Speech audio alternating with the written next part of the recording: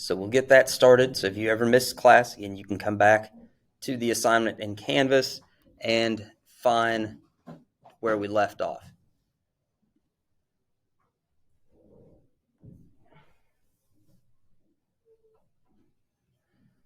Again, what you need is law and values. Okay, this is going to become our pretty standard format for what we do. You will start off by downloading a fillable PDF. You will open a new tab. You will use Kami to open in that new tab from your bookmarks bar. Log in if you need to log in. Then drag and drop.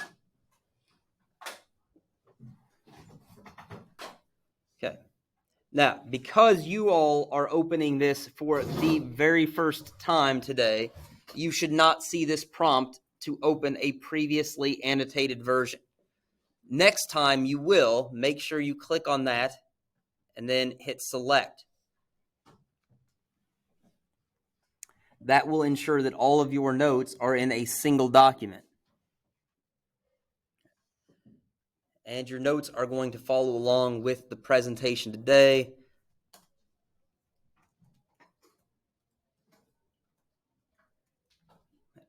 Anybody having trouble getting that open? Okay. And I see some of you are not in Kami. I don't have some intrinsic problem with that. As long as you get the notes turned in, that's fine. But remember, I will link the notes to the quizzes. So if you've got it in Kami, it's going to be a lot easier for you to open up your notes, right, specific to that quiz and find them. Okay, let's get started. All right. Values and law.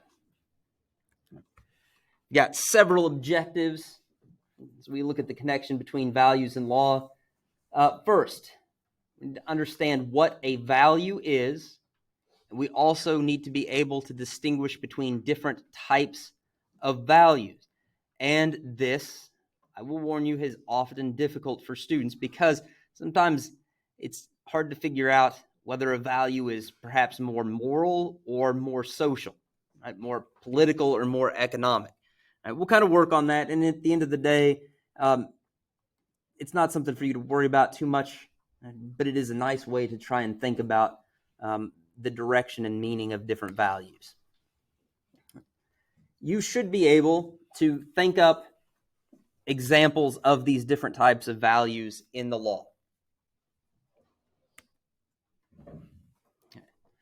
And this is where we are going to have a mini project around this objective. You should be able to explain how changes in the law reflect changes in a society's values.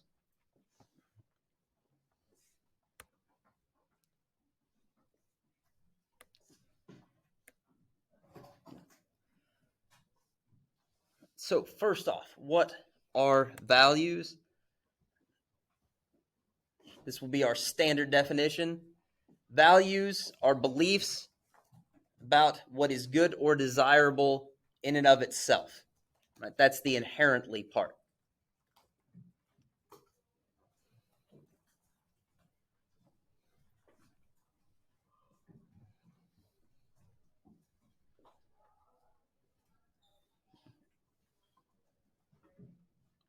For example, if you have the value of being pro-life, right, you believe that life is inherently good and desirable in and of itself, and that it should be preserved, right? Even if doing so might generate some otherwise undesirable consequences, right? Like children who aren't cared for, right? Families that have more poverty because they've got more mouths to feed on the same amount of money. All right. Or, as we will see later in this course, the possibility that bans on abortion lead to higher rates of crime in the future, right? Particularly violent crime. Right? But if your value is that life is what is most important, then that's a belief, and it is divorced from, like it is separated from. I don't mean divorce like a broken marriage, but divorced from the consequences. Right? It is a good that we should want because it's good in and of itself. Right? It's not good because of good things it might cause. Now, there are 4 types of values that we will see. And again, they are moral, political, economic, and social. Now, values can be a touchy thing because, as you might have guessed, given my example of the abortion debate, not everyone shares the same values. And when they disagree, they often disagree very strongly. That's okay. I'm not going to try and push a particular set of values on you, and I don't want you to push them on your classmates. Persuasion's fine. But be respectful of other people's values. I once had a professor who I didn't much care for, and he didn't much care for me. And he said, "Do you think your values are better than somebody else's?" What's the answer to that? Are your values better than someone else's? Well, then why don't you have their values instead of your own? Right? If yours are no better, why not just have somebody else's values? Right? So it's okay to shake your head. I mean, the professor was certainly looking for that answer, right? And I'm not trying, I don't want to make anybody feel bad about this, but right, my answer was, of course, I think my values are better than somebody else's, because if I didn't, I wouldn't hold them as my values, right? I would abandon them for a better set that belonged to somebody else. Right? It's okay to believe that your values are better than somebody else's. I think that makes sense, right? That was my answer then. That's still my answer now. That doesn't mean I need to be disrespectful of people with different values or like try to blow them up or something. But it's okay to have your own values and to disagree. And another issue would be something like this, right? Fight for 15, an example of economic values. Right? Some of you might think the minimum wage should be higher, and some of you might think it shouldn't be. And those reasons can often be tied to values. That's all right. Okay. Now, moral values. The first type we'll look at in more details.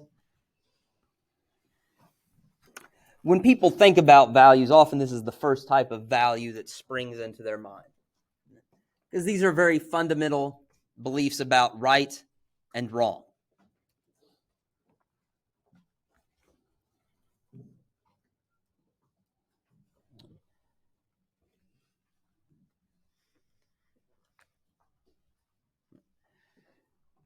And often these are tied back to religious beliefs. I mean, moral values against homicide, you can pull that out of a Judeo-Christian link to the 10 Commandments, thou shalt not kill. Also in the shared text with the Quran. So we've got laws about murder, right? And that makes sense because killing people is wrong. But even though we view murder as something that is wrong, and the law tells us that murder is illegal, and even though that law is based on the value that taking life is wrong, we have another set of values that qualify that provide a caveat or an exception. And that's castle doctrine.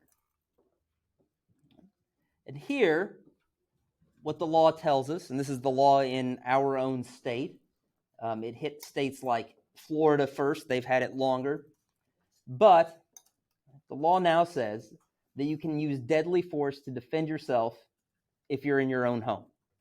It's actually been expanded a little bit beyond that. In some places, it is on your own property, and it has also been extended to your car. Right? If you are in your own car and someone tries to carjack you, right, you can use deadly force to defend yourself. Now, that does not mean that city, right, can open the car door, chase them down, and then shoot them. Right? As gratifying as that might be, city, the answer is no. You can't chase people and shoot them. You can shoot them to defend yourself in your car, but that's it. I know you had that question, city, and I was just trying to get one step ahead of you. So I've seen you in individual sports now. You definitely seem like the person who would run someone down. No, yeah. Well, we'll talk more about that later. That was definitely not my finest hour. All right. Now, the value tied to that is people have a right to defend themselves, even to the point of taking someone else's life.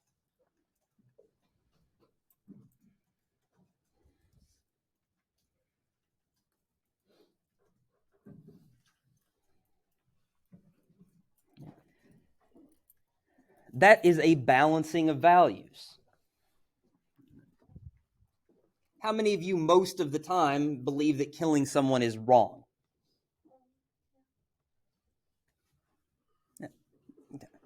How many of you believe that defending yourself, even if that means killing someone else, is right? Okay. I'll tell you, I'm a little bit on the fence on that for some theological reasons. But right, that's so if you wonder why I put my hand up the first time, not the second. I'm not trying to trick you guys. But right, that's that balancing act that we've got. And it has been something that has evolved in the law. It used to be, right, you had a duty to run away. Right? It doesn't matter if city is there at home, right? As city usually is at home. I think we all know this, with a shotgun slung across her back, right? Just waiting for action, right? It doesn't matter if city then goes out to get the mail with the shotgun strapped across her back, and somebody runs up and tries to steal the mail. She is supposed to run back inside the house, right? Lock the door and get away. That was what the law used to say. You had a duty to retreat, right? But Castle Doctrine, right, very explicitly rejects that. And that's been a shift in the value, and that's been a shift in laws.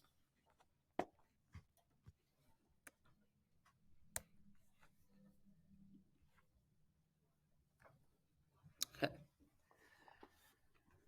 Political values. This is another set that I think students often have a little bit easier time with, partly because you guys are in high school and a lot of you are taking your government class. So political values are about the appropriate relationship between, on the one hand, the people of a country or a city or a state and their government.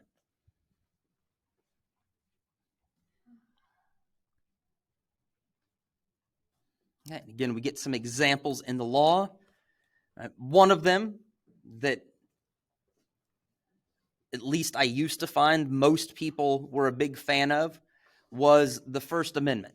And I'm less convinced today, but I'm still pretty confident that most of you believe in the importance of the First Amendment.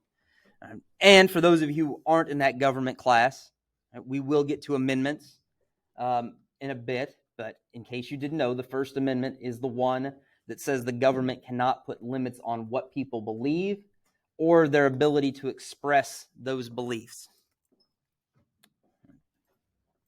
So they can't tell you what to think, and they can't tell you not to share what you think with other people. Even if it's crazy, like the flat earth people, right? Like that flat earth guy, right? Crazy.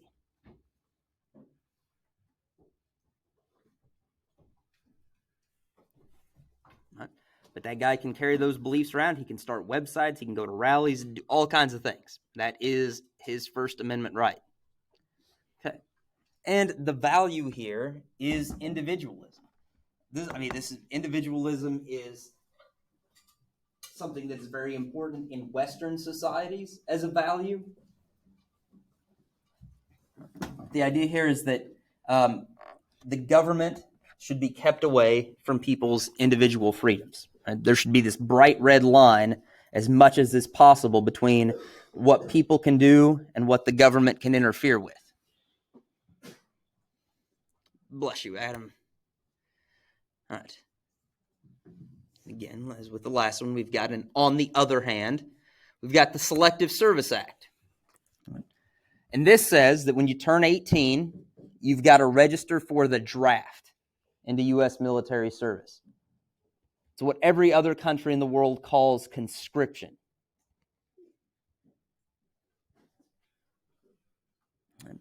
And that's kind of evidenced by this old World War I propaganda recruiting poster, right? With the mother, America, here's my boy. He's yours now. Right? Please use him well and return him in one piece. The value here, right? Because again, it's a belief about the proper relationship between people and government. And relationships are reciprocal. They've got back and forth. And in this case, right, if we want our individual freedom, the idea here is that we are obligated to defend it. And if the government is the guarantor of our freedoms, then we're obligated to fight to defend that government.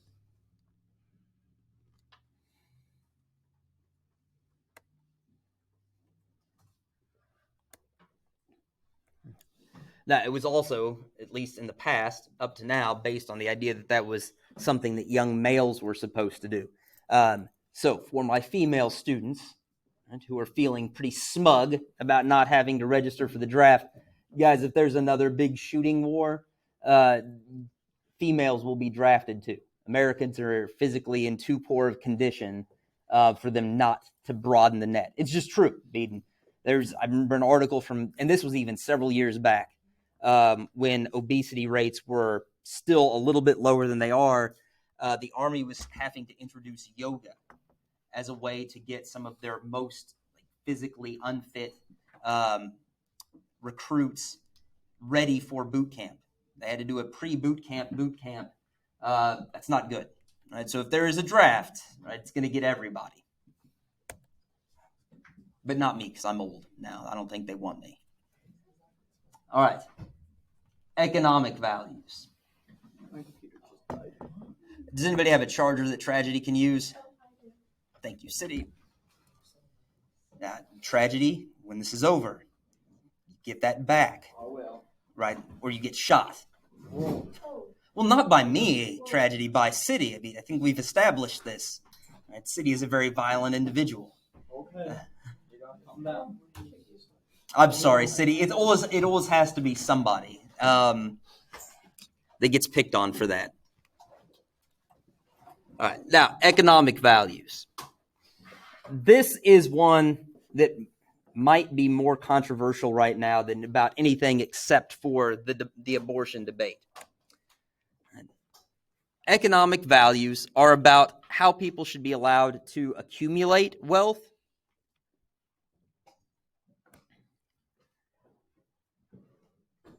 how wealth should be used, and what people should be allowed to do to preserve their wealth, especially after they die. What should happen to their wealth after they die? Okay. And all of those are also related to how wealth should be distributed in a society.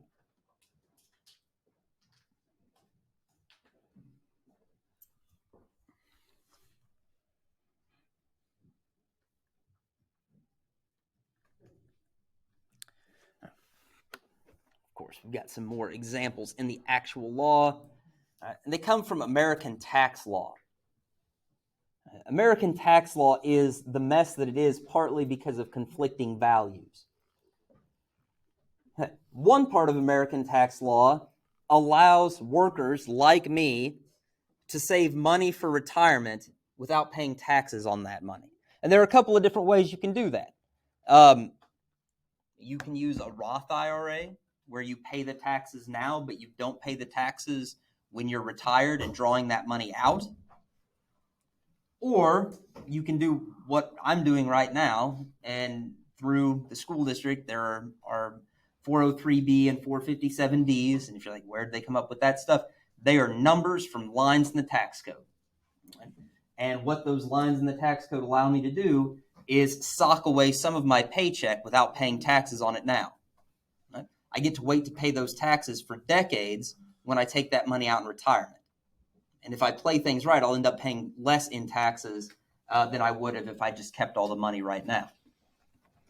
So we let me do that. We let me dodge taxes for several decades. Not only is it all perfectly legal, I run all of it directly through my employer. The reason this is all okay and out in the public is that it lines up with a Benjamin Franklin American value, right? A penny saved is a penny earned, right? We should save money. We should be thrifty. We should reward people for saving money and being thrifty.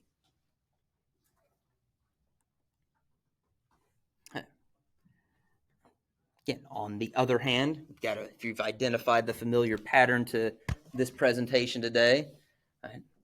People who make more money should pay a bigger share of their income in taxes.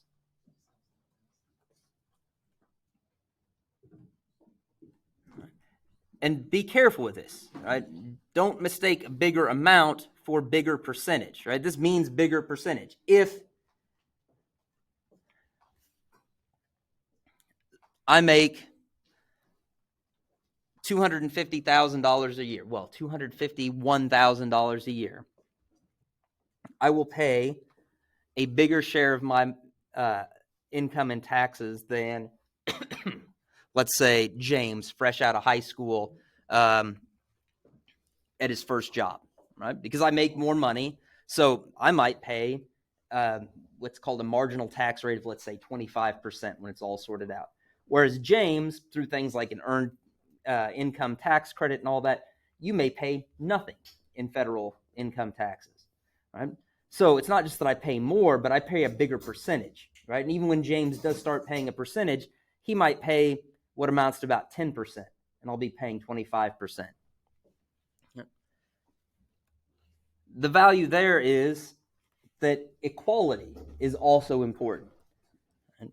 And it's more fair that I pay a greater percentage of my income in taxes than James. I mean, is it fair that I have to pay more than James? Like, I have to pay a bigger percentage? On the one hand, no. Right? Maybe I worked really hard. Maybe I sacrificed a lot to get there. Right? And James has graduated from high school and walks into a job. Why should he get to pay less as a percentage of his income than I do? I don't know. So far, our society has answered the question this way. Because I have more, it's only fair that I pay a greater share, because even though it's a bigger percentage, it still doesn't crimp my lifestyle as much as if James had to pay that percentage. Okay. Don't want that.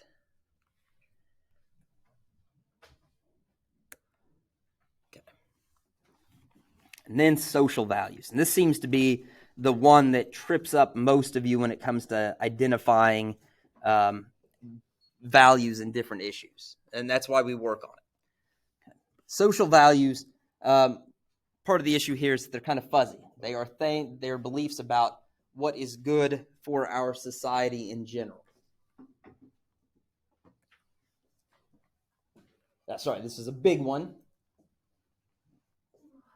In 2020, Missouri voters, by pretty clear majority, voted in 2020 to expand Medicaid. Now, don't confuse Medicare and Medicaid. Medicare is health benefits for retired Americans. Medicaid is for some children and more generally for people in households with low incomes. Right. Missouri voters voted to expand that coverage to include people who made a little more money. Right? We're not talking about rich people, but people who previously made too much money to qualify for Medicaid. And the value here, as far as I can read into it, is that it's good for people who don't have a lot of income to still be able to routinely access health care, even if that means other taxpayers have to pay for it.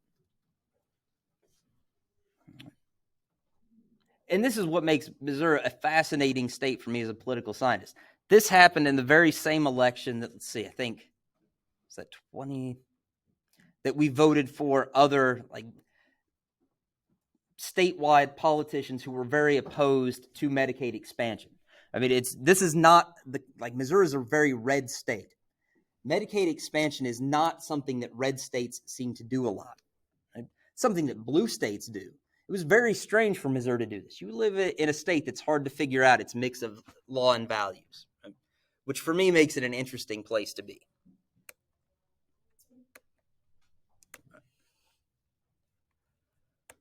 Okay. Again, as I said, a lot of us have trouble with this part, right? The societal values, and that's because a lot of laws are often linked to more than one kind of value.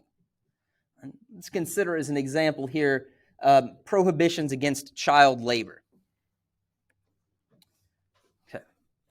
And on the one hand, it seems to be an economic value. It is not okay to make money as a business owner by employing, and many would say, exploiting children.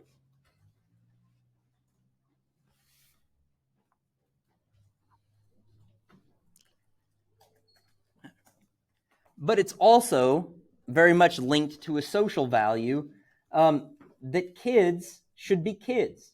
They should play, but they should also go to school so that they can learn the things they need in order to be full-fledged, normal, productive members of society when they're adults.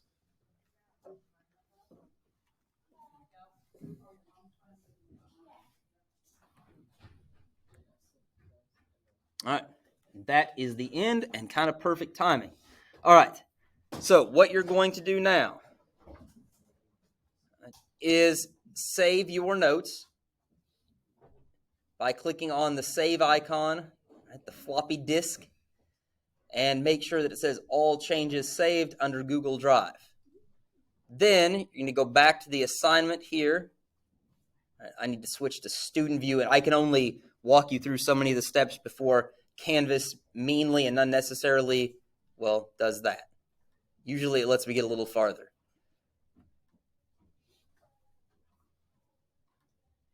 Okay. What you are going to do is scroll down to More at the little box that says More and has the 3 vertically stacked dots.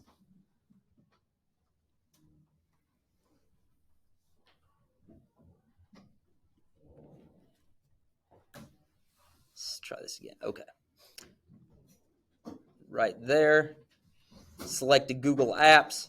Once you do that, give it a second or several, and you should see your Cami Uploads folder. Click on your folder. Find the document from today. Select it or double-click it. Submit, and then submit assignment. Pardon the interruption. Students who have detention, it